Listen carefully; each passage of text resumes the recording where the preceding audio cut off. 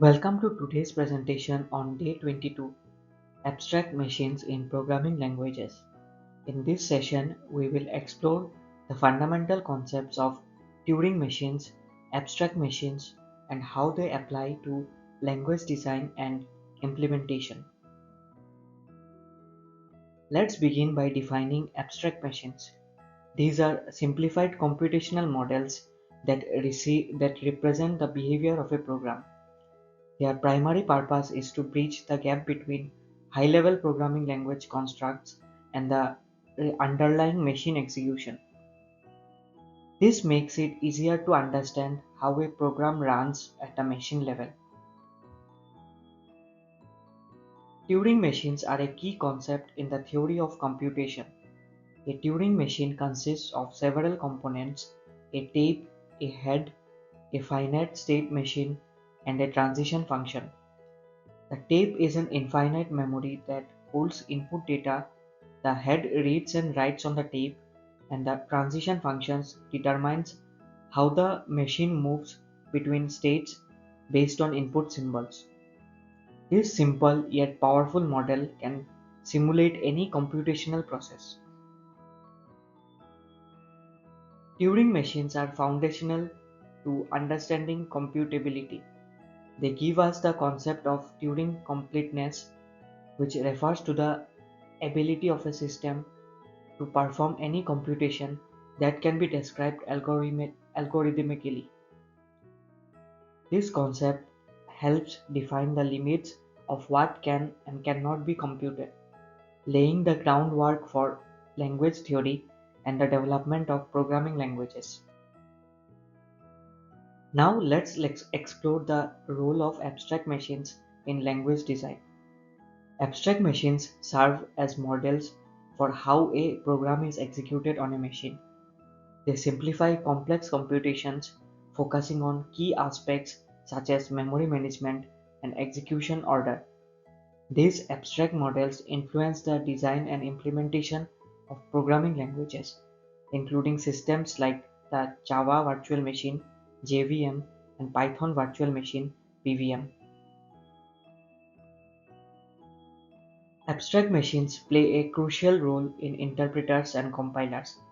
In an interpreter, high-level code is executed directly using the abstract machine with no compilation step.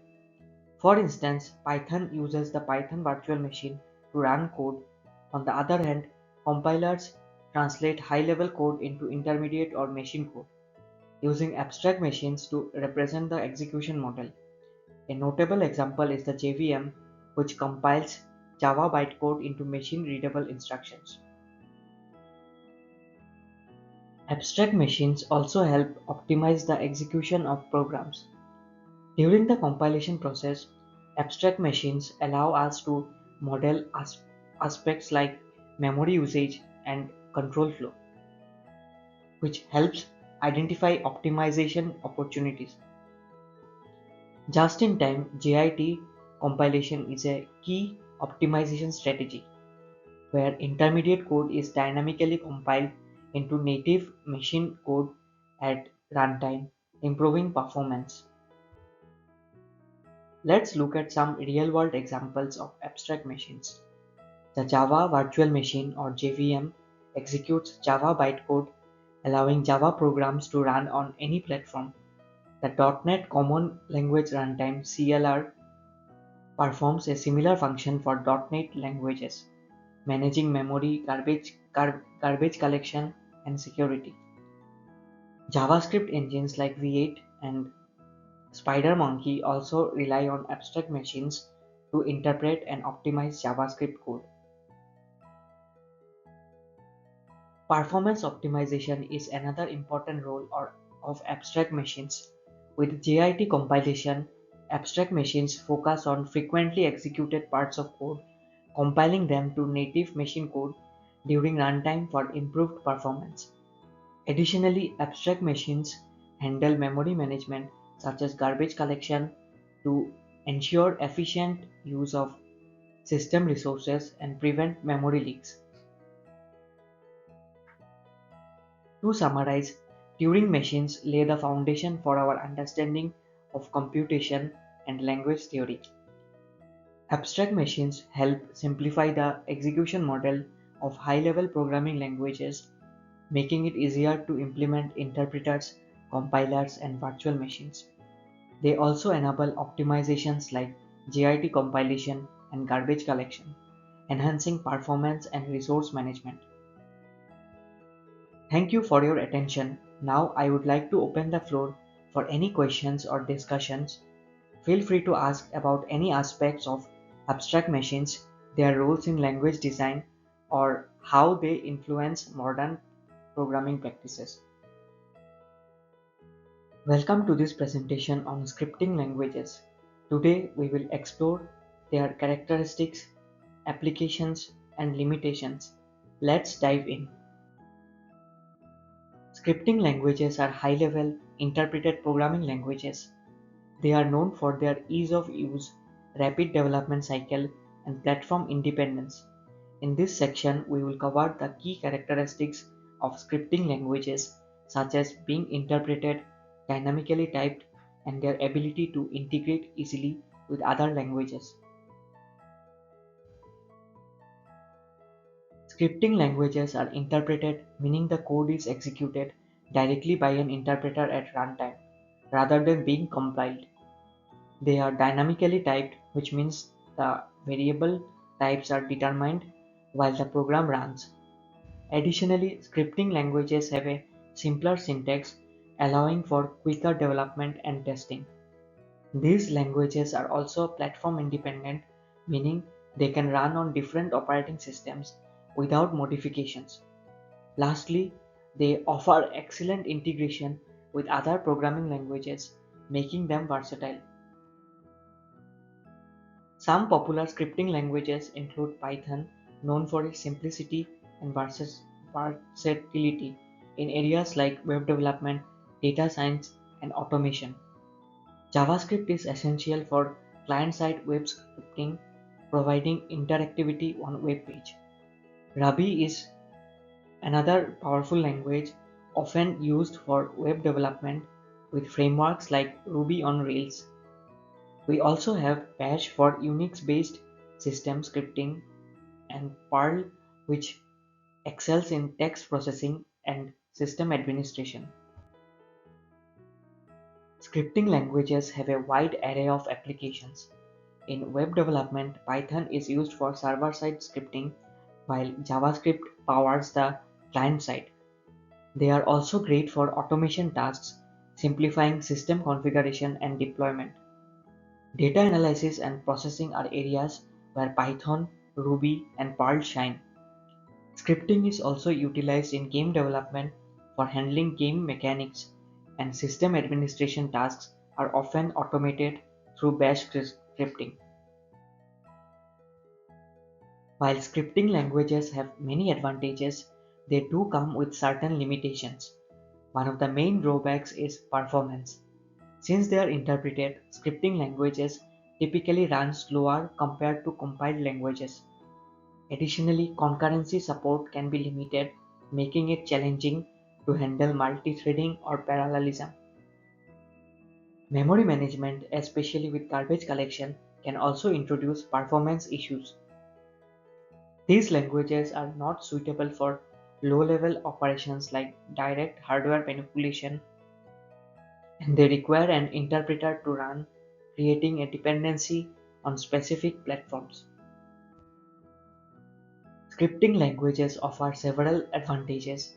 They are perfect for rapid prototyping, allowing developers to quickly develop and test ideas. The concise code with reduced boilerplate makes development faster. These languages are cross-platform, meaning they can run on various operating systems without changes to the code base. Additionally, scripting languages have a rich ecosystem of libraries and frameworks, which further accelerates development. The future of scripting languages looks promising. They are integrated, increasingly integrated with emerging technologies such as machine learning, artificial intelligence, and cloud computing. Python in particular is gaining momentum in the data science field with advancements in just-in-time compilation and other optimization techniques. The performance gap between scripting and compiled languages is closing. Furthermore, the flexibility of using multiple languages in a single project makes scripting languages an attractive option for developers. In conclusion, scripting languages play a crucial role in modern software development. They offer speed and flexibility, making them ideal for tasks like web development, automation, and data analysis. However, it's important to be mindful of their limitations, particularly in terms of performance and concurrency. By understanding both their strengths and weaknesses, we can leverage scripting languages effectively. That wraps up the presentation. Now I would be happy to answer any questions you may have. Feel free to ask about anything we have covered or additional insights you would like to explore. Hello and welcome to this presentation on domain-specific languages, DSLs. In this presentation, we will explore DSLs, their types, key characteristics, advantages, challenges, and real-world applications. Let's dive in. First, let's start with an introduction to domain-specific languages. A domain-specific language or DSL is designed to solve problems in a specific domain. Unlike general-purpose programming languages, DSLs offer specialized syntax and semantics tailored to specific tasks, making them more efficient to domain-specific problems. DSLs are highly specialized, whereas general-purpose languages like Python or Java are versatile but not as efficient for specific tasks. DSLs have several key characteristics. They are specialized for a specific domain, which means they are designed to solve domain-specific problems. Their syntax is tailored to make those tasks easier and more intuitive. DSLs are also highly expressive, allowing developers to write less code for complex tasks. Overall, they provide efficiency and reduce the development effort for specific problems. Now let's discuss the two main types of DSLs, internal DSLs and external DSLs. Internal DSLs are embedded within a general purpose programming language, extending the existing syntax and capabilities of that language. Examples include Ruby on Rails and LinkU in C#. External DSLs, on the other hand, are standalone languages with their own syntax and semantics, such as SQL, regular expressions, and HTML.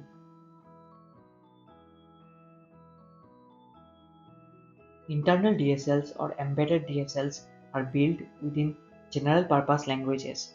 They leverage the existing features of the host language, extending it for domain-specific purposes. These DSLs don't exist as independent languages, but instead they provide specialized syntax within the general-purpose language.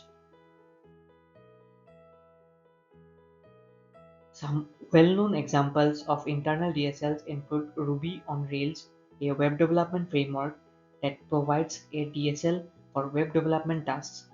LinkU is another example in C#, providing a specialized syntax for querying collections.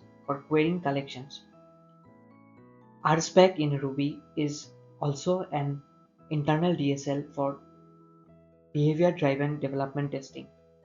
These examples show how internal DSLs can simplify complex tasks within the domain. Internal DSLs offer several advantages.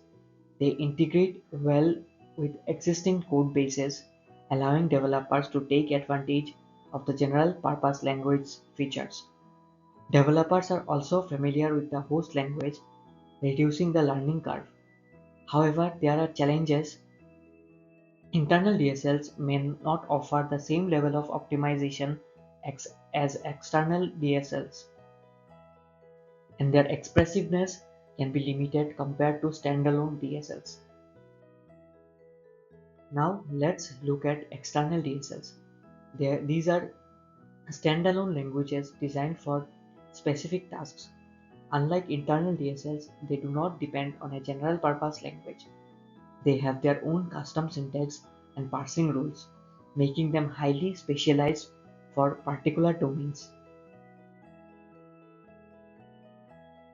Examples of external DSLs include SQL, a language used for managing and querying relational databases, regular expressions, which are used for string pattern matching, and HTML, a powerful language for structuring content on the web. These DSLs are independent and offer powerful domain-specific capabilities. External DSLs come with their own set of advantages. They provide highly specialized syntax that simplifies complex domain tasks, and they allow developers to express ideas concisely. However, they also come with challenges, such as steep learning curve since developers need to learn the unique syntax. Additionally, integrating external DSLs with other systems may require custom parsers, adding complexity. To give you better understanding of how DSLs are used, let's look at some examples. SQL is widely used for database queries, regular expressions are used for pattern matching in text, and HTML structures web pages.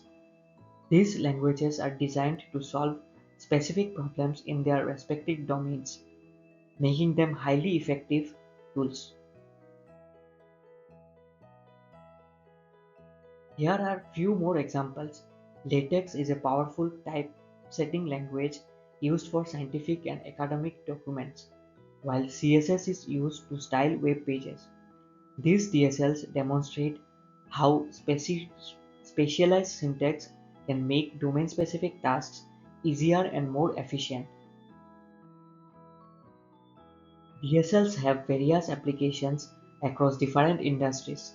In web development, frameworks like Ruby on Rails and Django use internal DSLs. In database management, SQL is the go-to DSL. Regular expressions are used in text processing, and LaTeX is commonly used in scientific computing for typesetting research papers. These are just a few examples of how DSLs are leveraged in real-world applications. Using DSLs brings several benefits.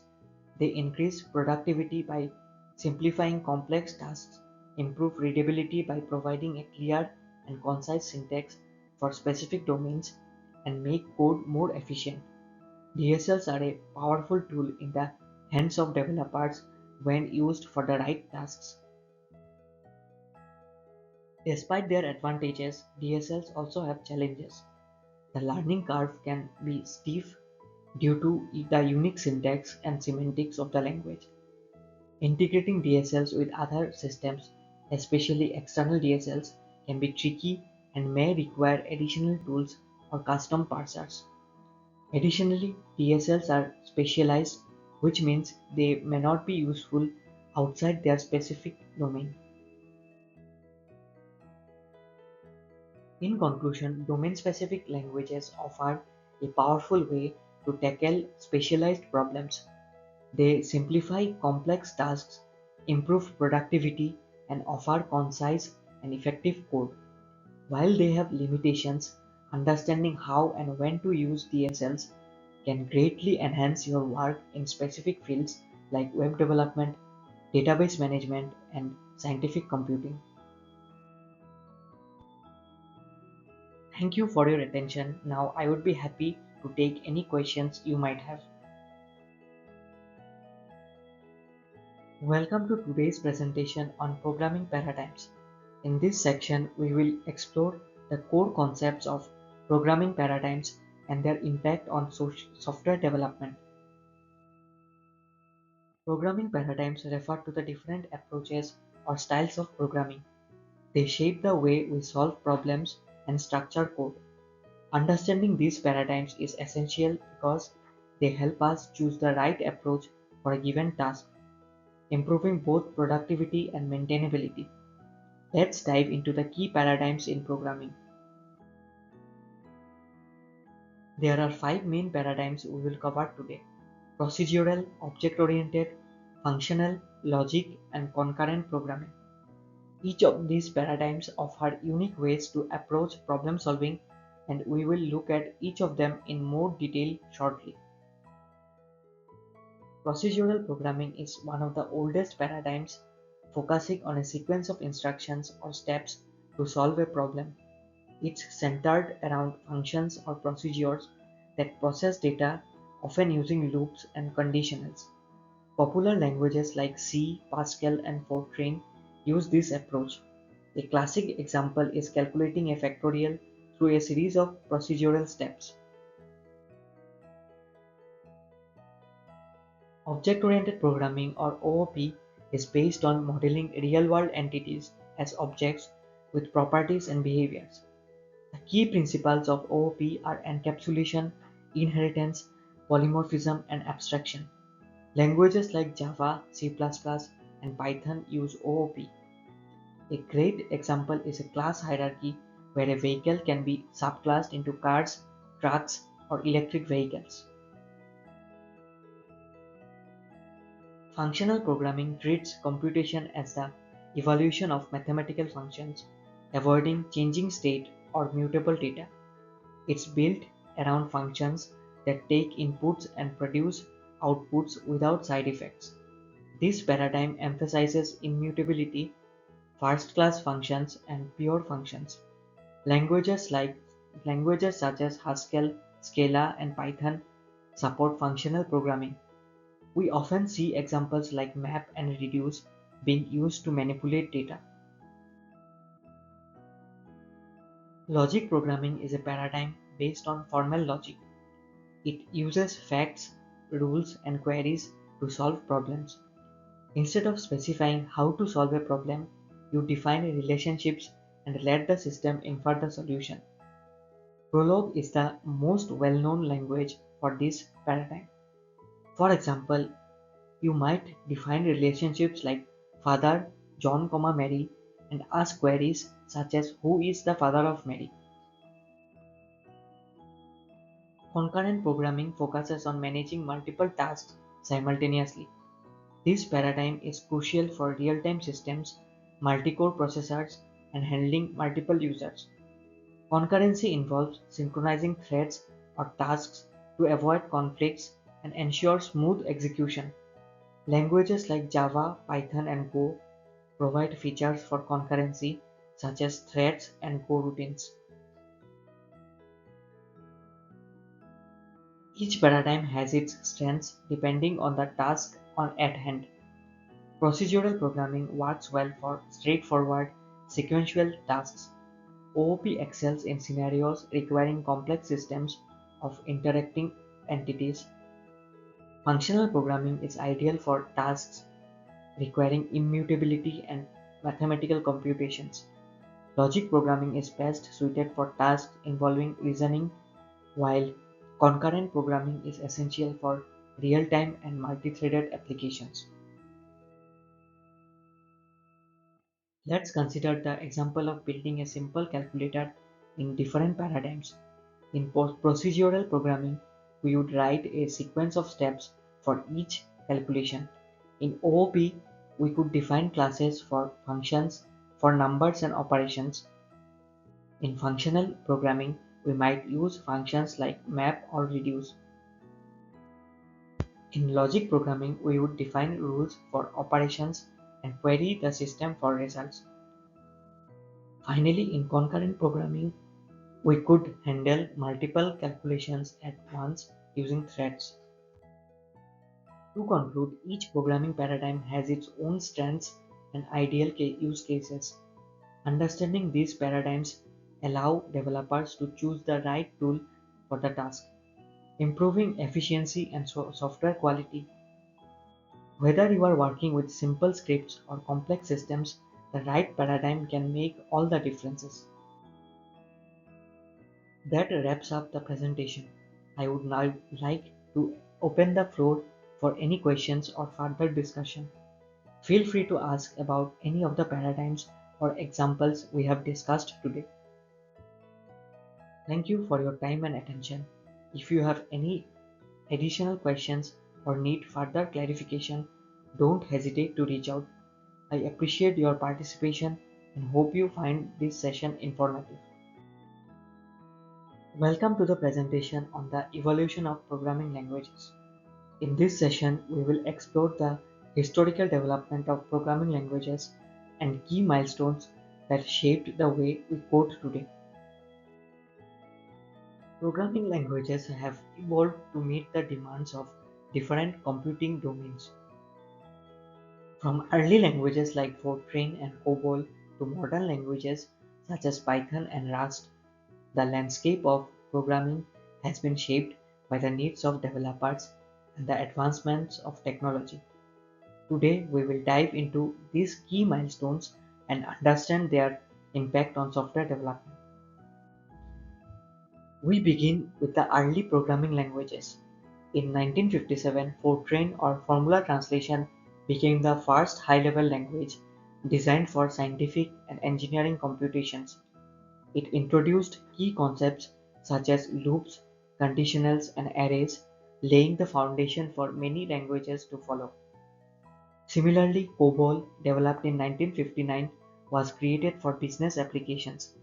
Its English-like syntax made it more readable even for those without a technical background, and it became widely used in government and financial sectors, still present in legacy systems today. In 1972, C was developed by Dennis Ritchie. It was a breakthrough for system programming, and its low-level memory access made it highly efficient for performance-critical applications. C became the language of choice for operating systems like Unix. Building upon C, C++ was introduced in 1983 by bringing object-oriented programming features like classes, inheritance, and polymorphism. C++ allowed developers to write both efficient system-level code and high-level applications, making it popular for games and graphics programming. In 1995, Java was born. Java's "write once, run anywhere" philosophy revolutionized portability with the help of the Java Virtual Machine or JVM. This allowed Java applications to run on any platform without modification, making it a dominant force in enterprise, web, and mobile applications. Java's robust and secure nature helped it establish a strong presence in web applications and Android development. With its widespread use in enterprise systems, Java's impact on software development is undeniable.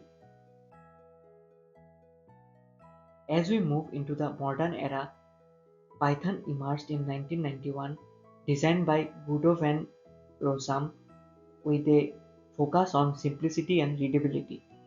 Python's versatility made it a favorite for beginners and experts alike, allowing it to thrive in web development, data analysis, and machine learning. Go, created by Google in 2009, emphasized simplicity and concurrency.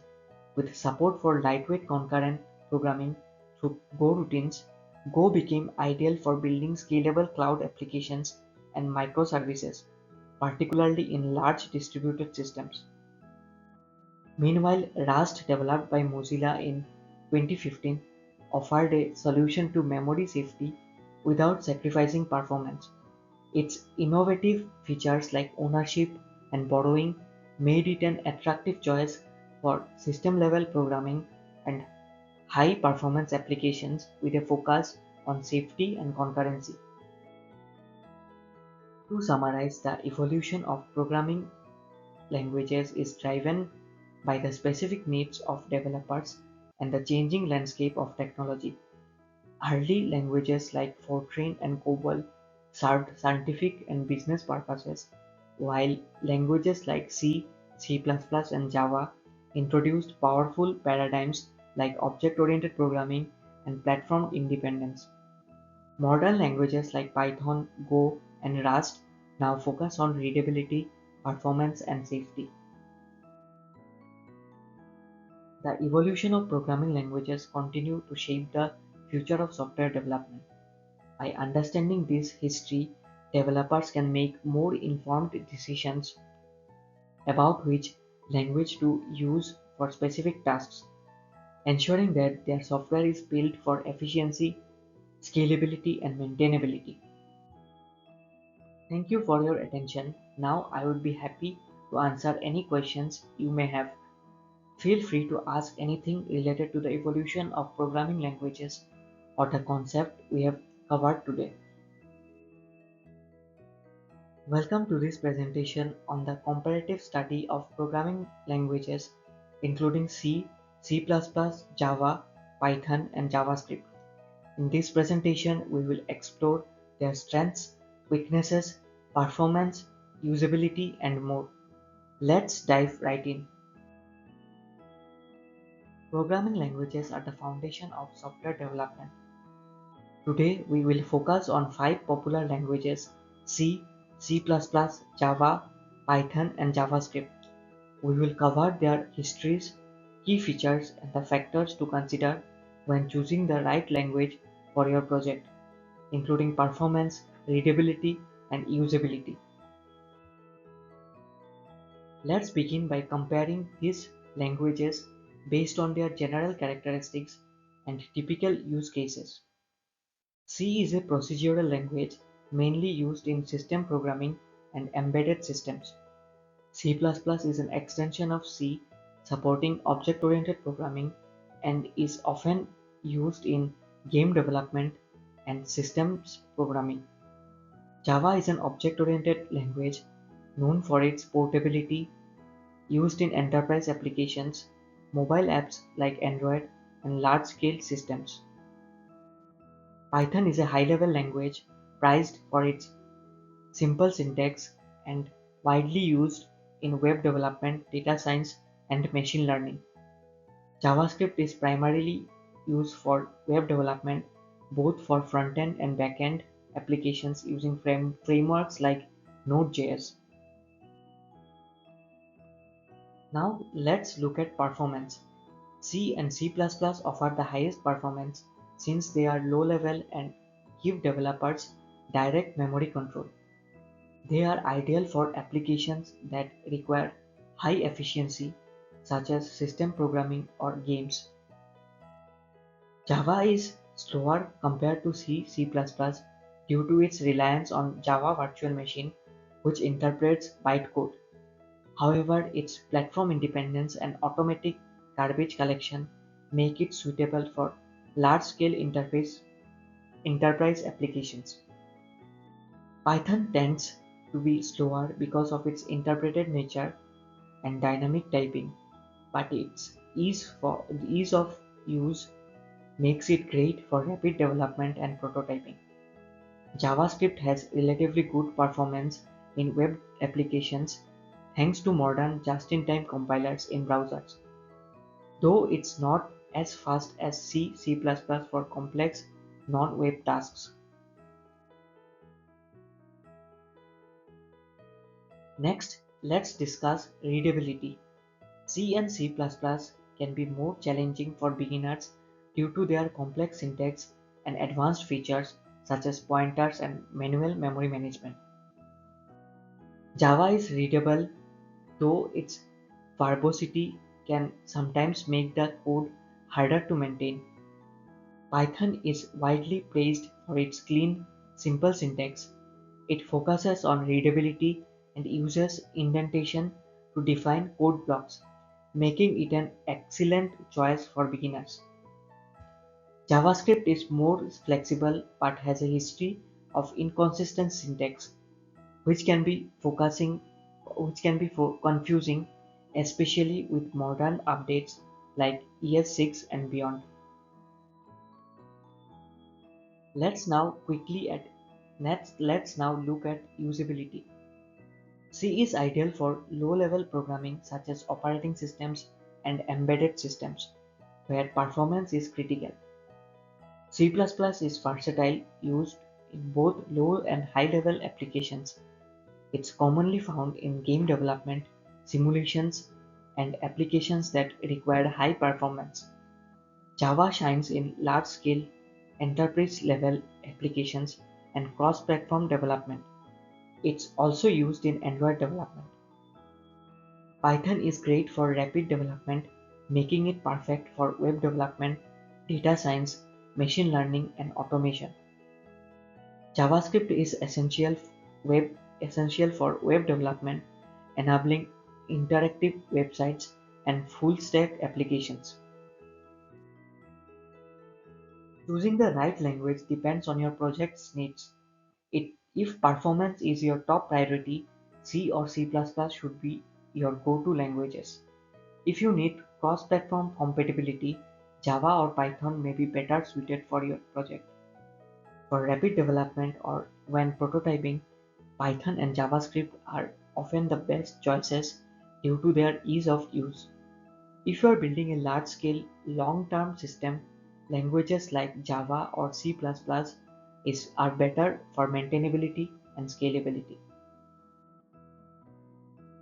In conclusion, the best programming language for your project depends on several factors, including performance, platform requirements, speed of development, and long-term maintainability. Understanding the strengths and weaknesses of each language will help you choose the right tool for your needs. Always consider your project's goals and requirements when selecting a language. That concludes the presentation. Thank you for your attention. Now I would be happy to answer any questions you might have. Welcome to the presentation on language and compiler design.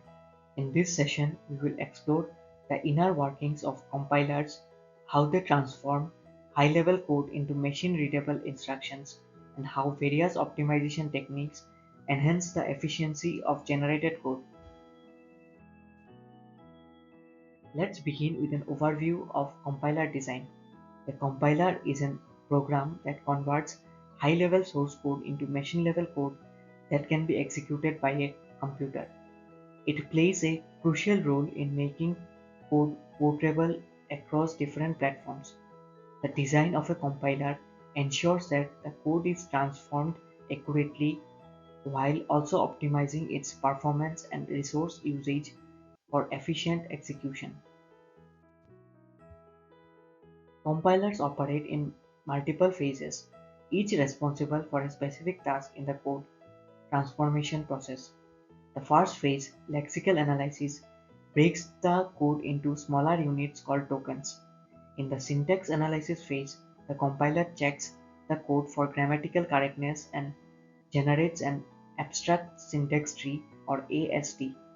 Next, semantic analysis ensures that the code is logically correct, followed by intermediate code generation, which prepares the code for further transformation. Code optimization enhances performance by eliminating redundancies and inefficiencies. Then code generation converts the code into machine or assembly language.